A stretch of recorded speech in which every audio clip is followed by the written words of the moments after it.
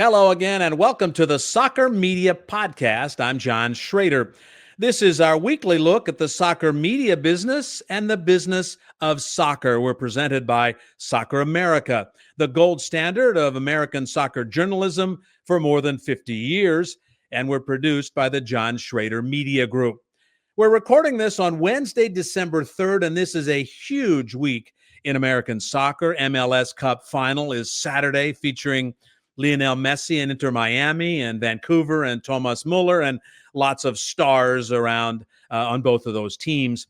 And the draw for the 2026 World Cup is later this week. It goes on Friday at the Kennedy Center in Washington, D.C. So coming up today, Jake Zivin, the announcer for MLS Season Pass on Apple TV, will join us to look ahead at that MLS Cup Final. And Mike Woitalla, executive editor of Soccer America, will be in Washington, D.C. for the draw on Friday. We're going to join Mike, and he's going to give us a little bit of a preview of that draw coming up on Friday at D.C. A quick news note before we get on with it. Andrew Marchand of The Athletic is reporting that NBC's Rebecca Lowe will work for Fox Soccer at the World Cup next summer. She'll keep her NBC duties for EPL and the Olympics and Kentucky Derby. But in essence, to take a soccer term, she's being loaned to Fox for the summer. And with 104 games featuring 48 teams, you can imagine that they need lots of analysts and lots of hosts. So Rebecca Lowe, one of the most respected soccer journalists in America and around the world, will join Fox Soccer. Their full lineup of hosts, announcers, analysts has not yet been announced.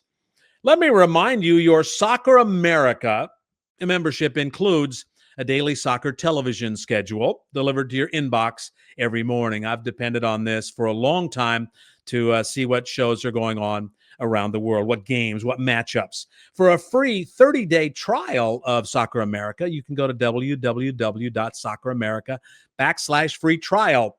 That is socceramerica.com/free trial. Well, as promised, Jake Zivin of Apple TV's MLS Season Pass is with us. Jake, thanks for the time. I know you are hustling off to Fort Lauderdale soon. Yes, I am. This is an exciting week. It's a trip that I know very well, having called numerous Inter Miami games over the past 2.5 seasons since Lionel Messi arrived. And this is a culmination of that. And this was always the goal for Inter Miami's project, was explicitly stated to win MLS Cup first and foremost, and they'll have their chance on Saturday. But man, the Vancouver Whitecaps are a really good team, and it's going to be hard for Inter Miami. Yeah, I kind of think like this is a match made in like television heaven. You've got Messi and Muller. Was this Muller's maybe 13th game in MLS or something? I mean, he's hardly been here. Yep. And so you have a lot of other stars too. But let's talk about the stars at the top. I mean, if you just put a headline, Messi versus Muller, whether the coaches want to hear that or not, this is an advertisement that you just can't buy. Of course, right? And look, in the television world, for sports broadcasting, it is heavily star-based. No matter what sport you're watching, no matter where you're watching, anywhere in the world, it's built around stars. And to your point, this is about as good of a matchup of two stars that MLS and that we could have hoped for. I'm saying that those of us broadcasting the game, because it adds intrigue to it. Yeah, Messi versus Muller, that will be the headline around the world. That will be the headline leading into this game. And interestingly enough, I find this fascinating. Thomas Muller is the opponent with the best record against Lionel Messi of any player who's played against Lionel Messi 10 times in their career. They've met 10 times. Muller has won 7. Messi has won 3 between Germany and Argentina, Bayern Munich, and Barcelona or PSG. And 2 of Messi's 3 wins were friendlies, in Argentina versus Germany. In 8 competitive games, Thomas Muller has won 7, and Lionel Messi has only won 1. It's remarkable. He's going to try to continue that trend. And look, in those games includes the 2014 World Cup final that Germany won over Argentina. So there's no doubt that storyline, the history between those two players, is going to be heavily discussed on our broadcast, and is a big reason why a lot of people are tuning in to watch the game. But to your point, there's wonderful players surrounding both of these footballing icons. Mm-hmm. I just think these are the two teams that right now are playing the best in their respective conferences. And I think if you look at the totality of all competitions in 2025, these are the two best teams in Major League Soccer. They deserve to be here. And man, we're in line for a great MLS Cup, perhaps the best ever. I think the most anticipated ever. I think that's probably fair to say. All you have to do is say Muller, Messi, but then you can throw in Bayern Munich, Barcelona, PSG, Germany, Argentina. Pull out one or two of those things and say, "Hey, this is a championship match." Right. As a broadcaster, Jake, I mean, when I was in the position of games like this, I've never done a game like this, but you just try not to get in the way, right? You Yes, just yes. you just let the thing do it. You just let the game be the story. I agree with you completely. My former boss with the Portland Timbers, I was the TV voice of the Portland Timbers for a long time, is a guy named Matt Smith. He was the VP of broadcasting there. And he had a saying. He would always tell us, the game is a steak, and you're a chef. You don't need to put ketchup on the steak, just a little salt and pepper. And man, this game is as good of a steak, as fine of a steak, as expensive of a steak as you could find. And so for games like this, I agree. I try to do less because I don't need to sell this to anybody. I don't need to force this on anybody. The game is what people are tuning in for. And we need to not be in the way of the game, to your point, and allow everybody to enjoy the game. Now we have to tell people, and there might be casual viewers who don't know, and we have to give context. Of course, we have to narrate. I mean, that's an important part of our job, and meet the moments with the energy and the context of all the important moments in the game. But I find these bigger games, championship games, finals, to be maybe simpler tasks as far as broadcasting is concerned. There's more around it for us to do. We'll have a longer pregame. We'll have a much longer postgame. There'll be a trophy ceremony. So there's navigating those moments that we don't have to do on a regular season game, just from a technical broadcasting standpoint. That does make it a little more complex. But the 90 minutes or the 120 minutes or the 120 minutes plus penalties, I think is actually a simpler task for me as a play-by-play commentator because of what you just said. We don't need to overcomplicate it. We just present it and let everybody enjoy. And a reminder, it's a 2:30 Eastern time kickoff on Saturday from Fort Lauderdale's Chase Stadium. And you say you're going on an hour, 90 minutes before? Coverage is going to start at 1:30 Eastern. Okay, an hour. For us on Apple TV with MLS Countdown, Kevin Egan, Sasha, Brad, Dax McCarty, Caitlin Kyle will be there on the desk. Big crew. Me and Taylor and Jillian Sakovitz on the broadcast. Yeah, we'll come on about 2:30, maybe a little before. Kickoff will be a little after 2:30. Yeah. So if this is a steak and the entree is Muller and Messi, well, like it or not, what are a couple of let's keep the metaphor going. Let's go. What are a couple of the side dishes on Vancouver and Miami that we should look out for? Let's start with Miami. With Miami, you've got these two young guys flanking Lionel Messi on either side. You've got Tadeo Allende, who has scored 8 goals in these playoffs, including a hat trick in the Eastern Conference Final. He has tied the record for the most goals in a single postseason. And then you've got Matteo Silvetti, this 19-year-old from Rosario, Argentina, the same town as Lionel Messi. He played for Newell's Old Boys, the same club that Lionel Messi started with in Argentina. And he is flying. And those two guys have kept Luis Suarez off the field. It's a bold decision from Javier Mascherano. Suarez was suspended for the for Game 3 of Round 1 in the Eastern Conference playoffs. And this is what Mascherano went with. They won 4-0 over Nashville. Mascherano kept it in the next game when Suarez was back available, which was a decision that I didn't expect, but was clearly the right decision. They've now won 3 straight games by 4 goals. The first time a team has ever done that in a postseason in MLS history with this lineup, essentially, and this attack. And these guys are like, if you want to keep the metaphor going, man, I mean, they're young and they're energetic and they're vibrant. So maybe like a real, like a fancy, like Brussels sprouts done in a really most people don't like Brussels sprouts. I love Brussels sprouts. If they're done well, they're like the best, right? So some sort of, it's the sort of thing. It comes out looking like a cigar, but it's actually like, mashed potatoes or something, right? I mean, because they're new and they're energetic and they bring so much to this team and they bring something different to this team and they can run in behind and they press. I mean, the biggest difference is Miami's defense, and it starts with the attack.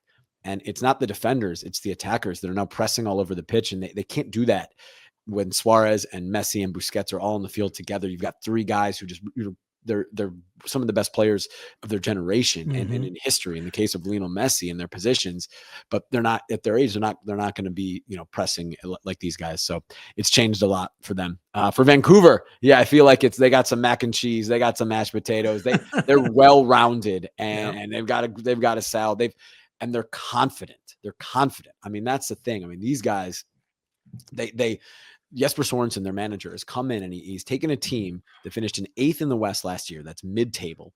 And he has leveled every single player up because it's mostly the same team to be a team that's basically first in the West. I mean, they finished tied on points. They were the 2 seed, but tied on points with San Diego for the best record in the West. And he's gotten all these guys to just play better. Yes, Thomas Muller joins in the summer, and that has helped. But they were the best team in the West before he joined. I mean, they made the CONCACAF Champions Cup final. They lost big to Cruz Azul, but they made it in June, way before Thomas Muller joined Vancouver or was even a thought. So they're just a well-rounded team. They're confident. Everybody plays well. They've got a great midfield, and Sebastian Berhalter and Andres Cubas. That's maybe the best midfield in Major League Soccer. They've been dominant in the playoffs. These are two really, really good teams, and they both want to assert themselves on the game. And that's why I think it's going to be a really good game. And I think whoever can do that, whoever can take control of the game and assert their style and be kind of the protagonists, is probably the team that's going to win. So do you think it was up to the other folks on the field or Muller or both entities to make this such a smooth transition? It's the middle of the summer and Muller comes in, and it just looked like it was just clockwork from the very beginning. That's not easy. MLS they're flipping the calendar to make these sort of transitions of big players easier and more smooth. And a big reason is MLS has a long history of really talented players joining the league in the summer, in which is the primary transfer window for most of the world, and struggling to fit in right away. And it almost feels like, well, that signing in the summer of 2025 is really for the 2026 season. And they're going to get 10 regular season games, maybe, and then maybe in the playoffs, but it's hard to integrate so quickly. And they didn't get a full preseason and yada, yada, yada. And it doesn't always go super smooth. But with Thomas Muller, it was immediate. I think a lot of that has to do with him. He's an incredible player. He's an incredible personality. I mean, the guy has more charisma than any athlete in the world. He loves it. He loves life. He's funny. He's having fun. And so I think that, he deserves the credit for how quickly he's integrated, and he's here to win, and he's here to be a teammate, and he's here to be, this is not a retirement tour for Thomas Muller. This is, I want to go to Vancouver, a great city, and I want to win, and I want to keep playing, and he's done that.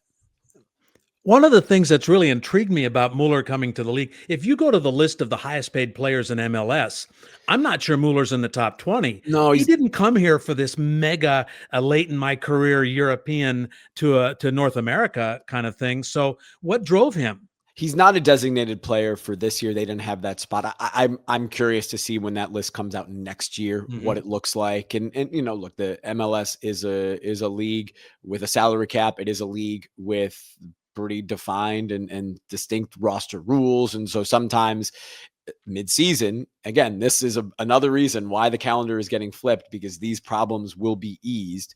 Mid-season, a great player comes available. He wants to come.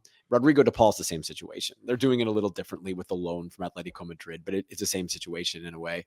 And there's not that roster spot for the salary that this player, deserves. And so there are ways to say, okay, for these 6 months, you'll be on this salary.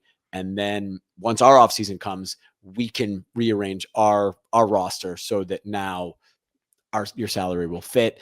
There might be some cynics out there and fans of other teams that say, well, that's not fair. But look, it is the rules. It's not like he is getting paid more than that for these 6 months, right? And so that's how it goes. And it's just, I think that what Vancouver had to do to get Thomas Muller to MLS, to Vancouver, it's what Muller had to do to come to this opportunity.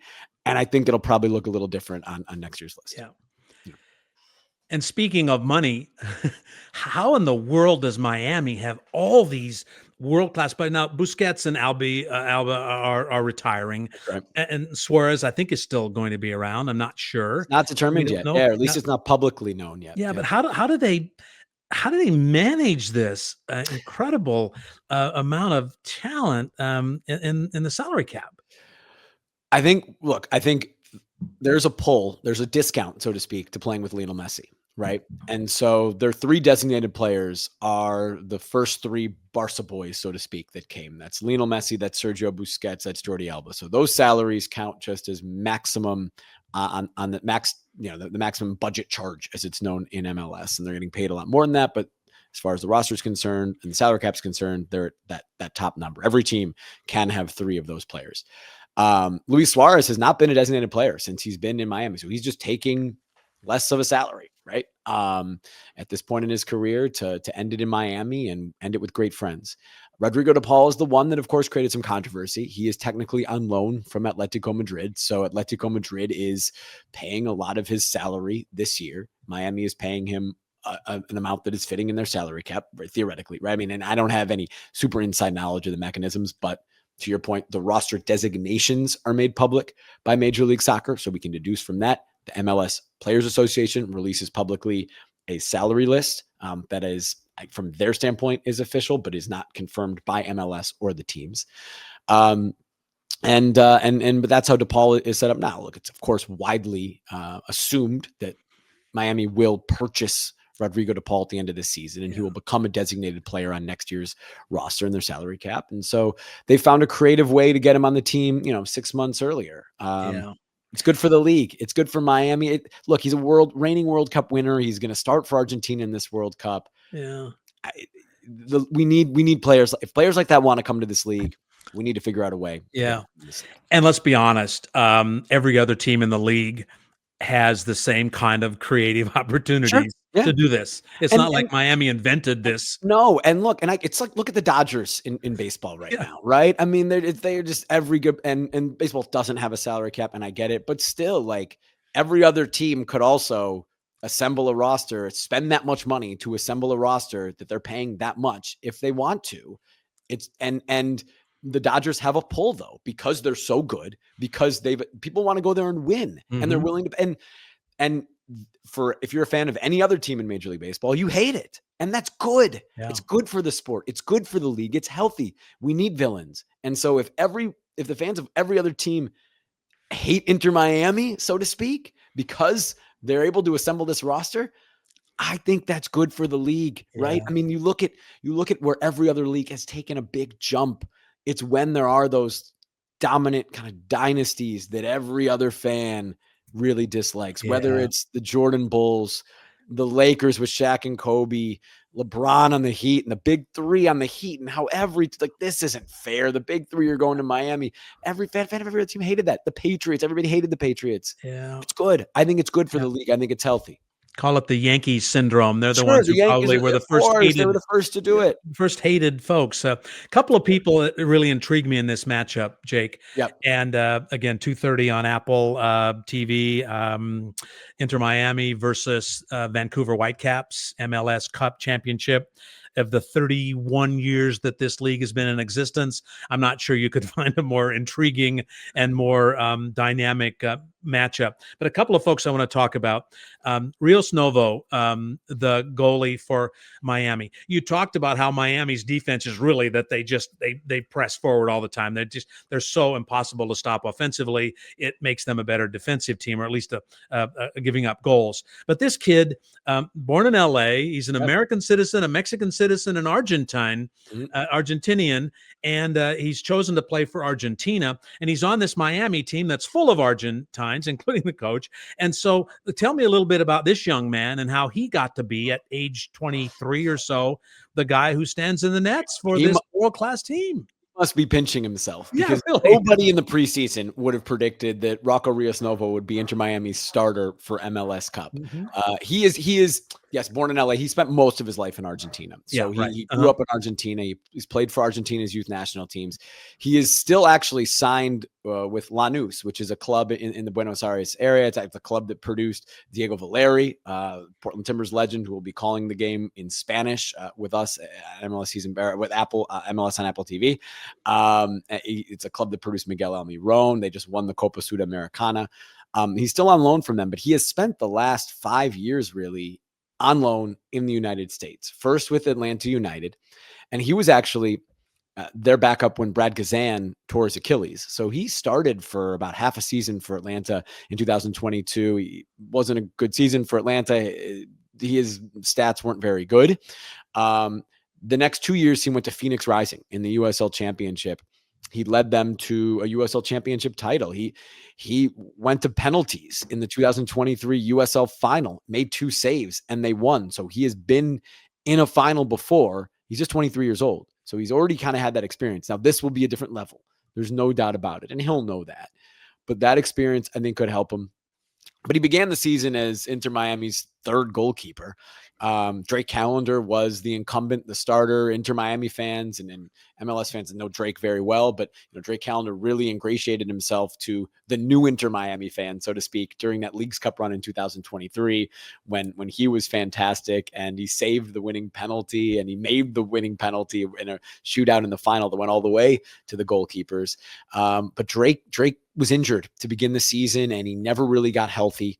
He was then traded to Charlotte. So Drake Callender is not on the team anymore. He's on Charlotte FC.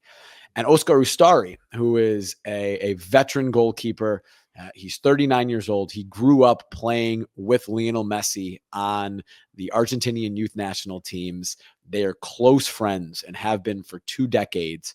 And he came to the team last year, and the cynics said, "Oh, it's just Messi, giving his good friend, wanting to play with his good friend and giving him a contract." But this guy is 39, and it's not 38 at the time, and right, it's just kind of Messi's help. But he, with Drake hurt, Ustari was starting and was great, and he was fantastic at the beginning of the season. He was fantastic in the Club World Cup specifically. But then as the season went on, that his form dipped. And Javier Mascherano, credit to him.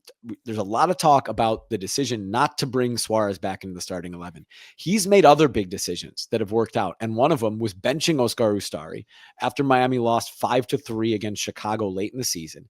And to start Rocco Rios Novo, the young 23-year-old, and it's been fantastic. They have won 11 of 15 games that Rios Novo has started this season. They've only lost 1 of 15 games, all competitions that Rios Novo has started this season. He hasn't had a ton to do in these playoffs because Miami have just been so dominant and the opponents haven't been able to threaten.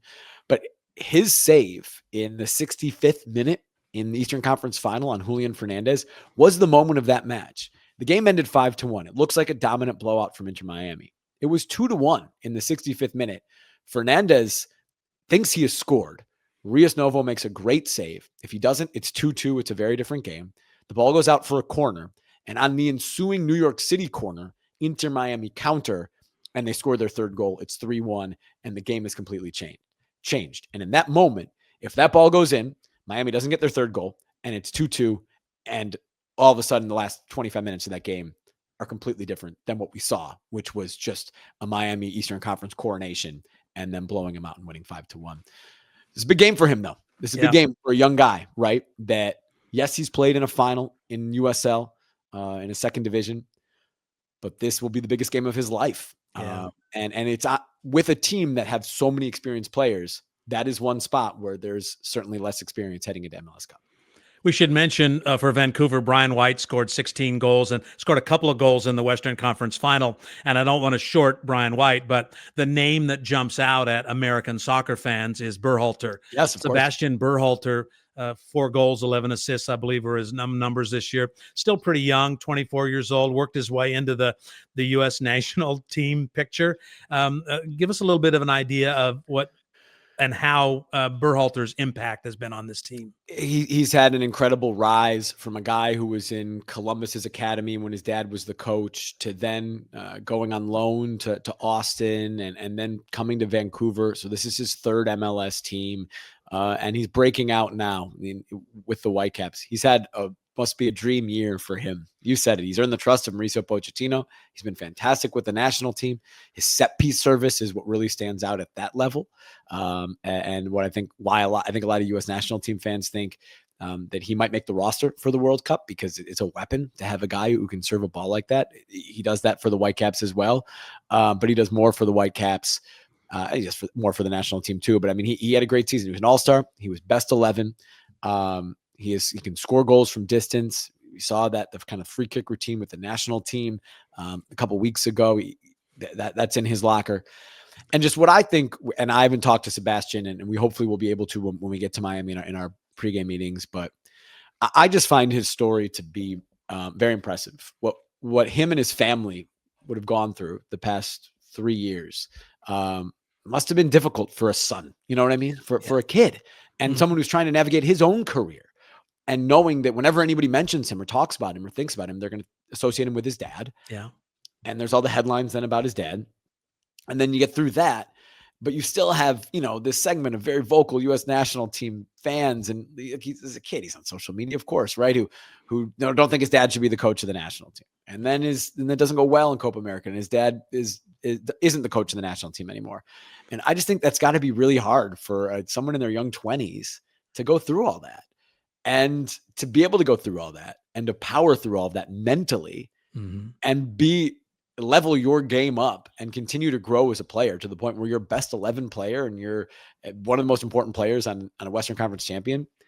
I just find that so impressive. That's something that I think any human can relate to. There's a lot of things with athletes that we can't relate to because we don't have the athletic ability to do what they can. And we can't really understand how hard it might be to, score a goal from a certain angle with pace and curl it into the upper 90. Like, we see it happen, but we don't really get like how hard that is to do. Yeah. But I think when it comes to kind of mental stuff and personal stuff, and like, we can think about that. We can, maybe not, we can't relate, but we can imagine what it would be like. And I just find it so impressive that he's been able to come through all of that. And for Greg as well, and what he's doing in Chicago, really impressive, particularly with Sebastian. Yeah. And speaking of set pieces, if Miami has an Achilles heel, if they do have a little bit of a concern, they give up a lot of set piece goals, don't they? They do. And honestly, I'm surprised it's not more. They start two very undersized center backs. Noah Allen is 5'9". Maxi Falcone is 5'10". Jordi Alba, their left back, is 5'7". He's not, going to be a towering presence on defensive headers. If it's Ian Frey at right back, that gives him a little more height, but he was injured with Jamaica in the international break, so it was Marcelo Weigant starting the past 2 games. He doesn't have height. Obviously, Busquets is tall, but he's not this commanding presence. Allende's got a little height, but now we're talking about an attacking player having to defend on set pieces.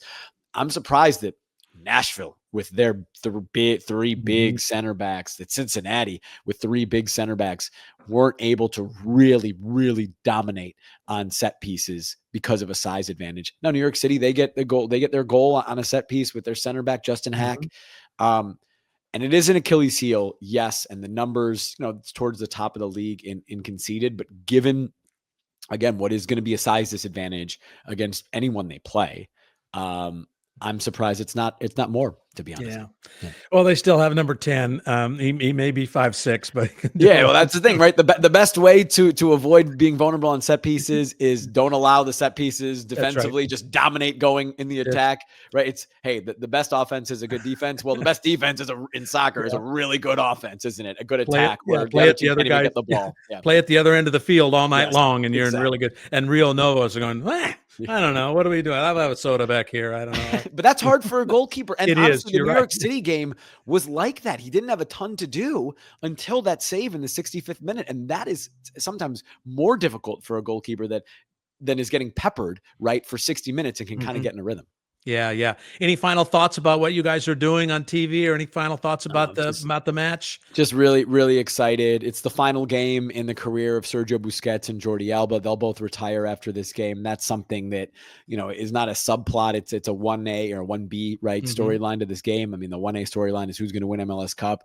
But these guys have of course had, some of the best careers at their positions in the history of the game, and they want to go out on top, and we'll give them their flowers throughout the broadcast, so to speak, that they deserve.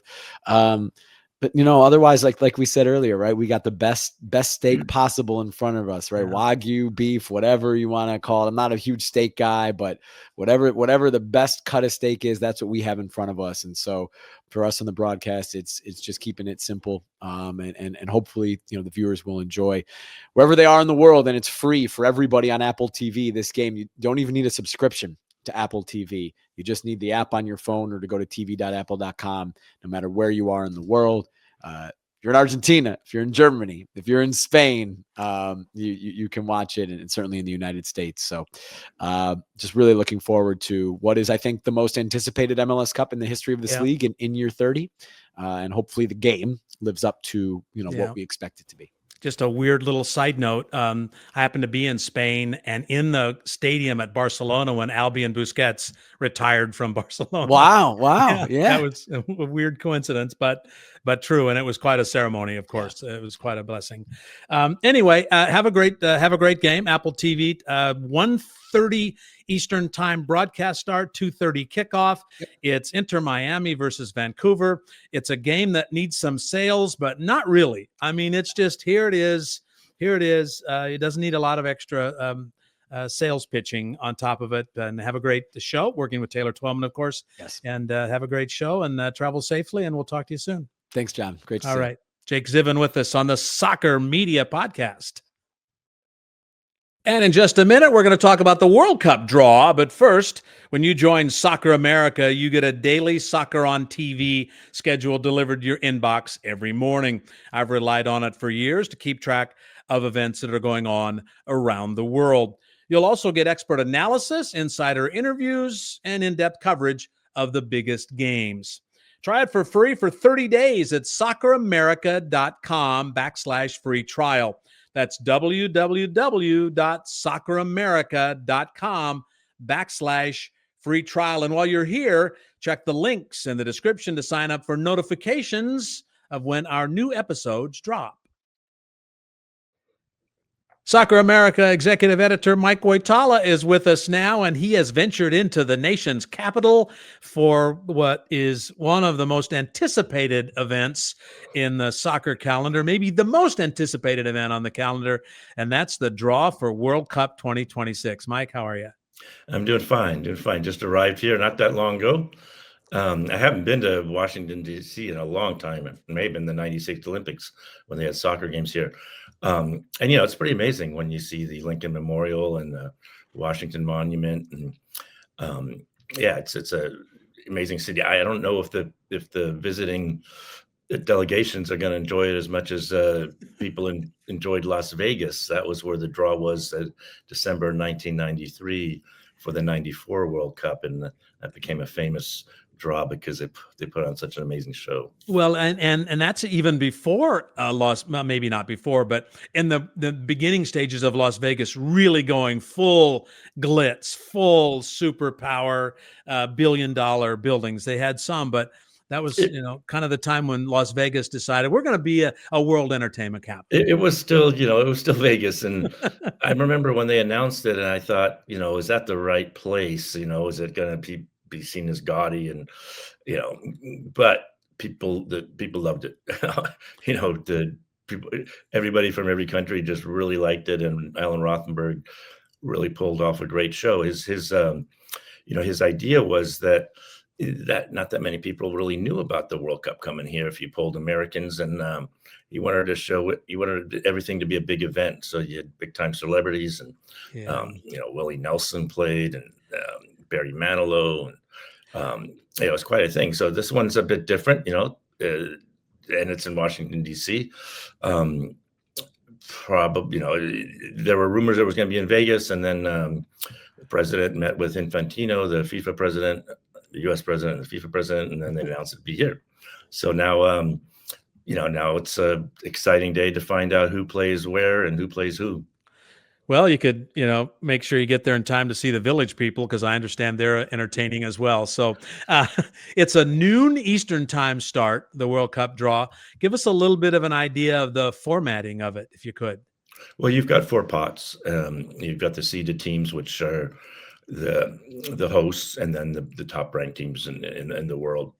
Your Germany, your Brazil, Argentina, Spain, and then you've got you got the pot 2, which is the next tier, the pot 3 and pot 4. So what people are looking for is hoping not to get one of the stronger teams in the lower pots. For the USA, I don't think there's any doubt that the U.S. is going to get to the second round. This is going to be 12 groups. 8 of those groups, the third place team is going to go through. But the the goal obviously for this U.S. team is to go far in the knockout stage, at least the quarterfinals. There's an extra knockout stage because it's a bigger tournament. So they're going to want to win their group. And so we're going to be looking at, who do they draw? And I'm looking at my cheat sheet here. People are saying, you don't want Colombia out of pot 2, you don't want Norway out of pot 3, and then Italy's in the playoff. So there's some teams that haven't been determined because they still have playoffs. One of those is Italy, so Italy could be in pot 4. Could you imagine? Yeah, can you imagine USA, and then maybe you get Colombia and Italy in your group? That is frightening. Yeah, and you can get a Ghana. Yeah. I mean, one thing that I think makes people a little bit less nervous is that the U.S. beat Uruguay 5-1 in its last game of the year. So not as daunting as maybe if we looked at this 6 months ago. Mm-hmm. But it'll be just really fun and interesting to see what so fans are going to look at this and see who our team's playing. What does this mean for our chances? And if they're lucky enough to come to the World Cup, how do they, where are they going to go? And then you're going to have the venue organizations looking at, what countries are coming to their venues. And that's going to affect, the way they market it, the communities, the immigrant communities from those countries and how they can connect. And, security will be different for different teams. The U.S. could be in the group with Iran. So it'll be really interesting, and it'll start a new phase of the preparations. And the schedule and the placement of the teams will be announced the day later. That'll be announced on Saturday at some time, correct? Yeah, that's correct. All the people that bought tickets. I mean, that's probably what I should have mentioned is, I know someone, for example, who has match 30 in Boston. They have no idea who's going to play, and they don't even show you if it's not, number 1 against number 2 or number 3 against number 1. So, you're sitting there and you could get Brazil. So it's going to be exciting. And, there's millions of tickets that are already sold, and the people that, bought a whole bunch of them because they think they're going to sell them for even higher prices. They're going to see some games that maybe some prices will go down. Yeah. Well, I got the old thanks but no thanks letter on the ticket lottery, but so I'm hoping that maybe I can see Uzbekistan and Japan or Ecuador or something play. Well, you'll Kansas be lucky. City. I don't know, whatever. Consider yourself lucky to get to see Japan. Okay, but maybe the tickets will be a little bit less than they would have been on the. There will be. There's one more round of ticket sales, and then there's the secondary market that is available on the FIFA site, which is run by FIFA, which is interesting. Right. Totally. There are tickets on other secondary markets, but I wouldn't recommend going to anything but the FIFA one. And then there's also U.S. tickets for U.S. soccer, registered fans, and there's a lot of those, but we have no idea how many are they going to be or how they're going to prioritize that. So USA, Mexico, and Canada are all in pot 1. That was part of the deal. Right. The hosts are in pot 1, and you mentioned a couple, but the high seeded teams, the big teams: Spain, Argentina, defending champions; France, England, Brazil, Portugal, Netherlands, Belgium, and Germany. Those are the ones that the USA, Mexico, and Canada avoid. At least in the first round, right? And there's no way that a U.S. team can draw another team from its own region, from the CONCACAF region. So if you look at pot 3 or pot 2, if they can't play Panama, or they wouldn't be able to play in the 4th pot. You've got Haiti and Curacao and possibly another CONCACAF team or 2. So that can't happen. And so it'll be it's going to be fun no matter what, and to have teams from. That's why the World Cup is so interesting, is because there will be teams with more than one European team. There will be groups with more than one European team, because there's so many European teams in there. But otherwise, you can have, generally speaking, 4 teams of different styles of play from different parts of the world. So 104 games involving 48 teams. You mentioned the second round. So they eliminate 16 of them in the first round, right? 32 in the first extra round, and then the round of 16, which is what most people are sort of accustomed to, the round of 16, the knockout round of 16. But the knockout is really 32 this time around. You're right. So there's an extra knockout stage. So when we Yeah. look at the most successful World Cup the United States has had in the modern era, that would have been in 2002 when they got to the quarterfinals. So getting to the quarterfinals requires one more game. In South Korea, Japan, they won their first knockout stage game. Again, if you win your group, that round of 32 games should be very, very winnable. Yeah, yeah. And so this is on Friday morning in some of the country at noon. I don't know exactly when they start the draw. I'm sure there's going to be a lot of pomp and circumstance and the village people before they start pulling. But is it like literally old analog? There's a big bubble of teams and you pull one out there and put them in there. Is that the old style of sort of visual old style? Yeah. Usually you'll have famous former players go up there and pull ping pong balls out of a bowl. There's always talk about are some of them put in the refrigerator first so that you can tell which ones are which, but never been any proof of how that works. No, there's no conspiracy theories when it comes to world soccer. No. So as a reporter, what are you looking for? What do you think is going to be the, big news headline, or what would you expect? Well, we're going to start having events this afternoon with former players talking about the World Cup. The CEOs of all the venues are here. After the draw, it's a matter of getting quotes from the coaches. There'll be some players available, getting reactions to, what the coaches think about who they're going to play. And I think the event itself is going to be, as much as I can do to give people a sense of what it's like to be in that Kennedy Center. And it'll be, it's going to be really, really different because of the how aggressively the president of the United States has gotten involved in this. Yeah. Well, Americans are good at mega events. FIFA is good at mega events. Put them together and you should see a mega event. I'm very much looking forward to it. Well, thanks, Mike. I appreciate it. I'm envious. Enjoy your several days in the nation's capital, and we look forward to your work in Soccer America. Thanks. Thank you, John. You bet. The executive editor of Soccer America is Mike Woitalla, with us on the Soccer Media Podcast.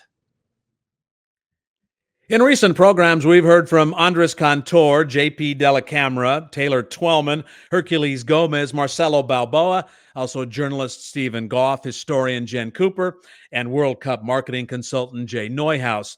Maybe you can subscribe, like us, pass along our show to other folks. This is a new venture, and we'd like to get as many people on board as possible. And before we wrap, if you're looking to stay on top of the game, check out Soccer America. Members get the daily soccer TV schedule and a daily digest of the top soccer stories in their inbox every morning, plus coverage of the biggest matches. You can go to socceramerica.com/join. That's socceramerica.com/join. And that's it for this episode of the Soccer Media Podcast. We'd like to thank Apple TV's Jake Zivin for being with us, Soccer America executive editor Mike Woitalla as well. I'm John Shrader, and we hope to see you next time.